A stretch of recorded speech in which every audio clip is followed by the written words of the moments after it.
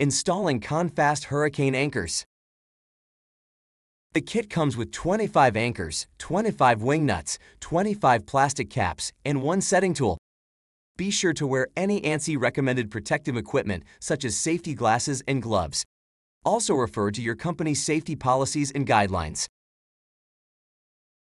For proper installation, use 3/16" ANSI masonry bits for brick and block or 7/32" ANSI masonry bits for concrete. The minimum embedment is 2¼ inches. Use the appropriate ANSI masonry bit to drill holes through the panel and into the wall at each corner and along the sides as necessary. Make sure to remove any dust and debris from the hole. Once the holes are drilled, take the panel down. You can now install the hurricane anchors with the included setting tool.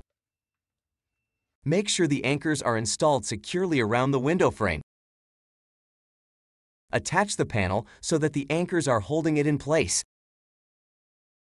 Secure the panel using the included wing nuts. Cover the exposed portion of the anchor with plastic caps. The panel is now securely in place. When you remove the panel, place the protective caps over the exposed screws to prevent corrosion. For more information, contact a CONFAST customer service representative.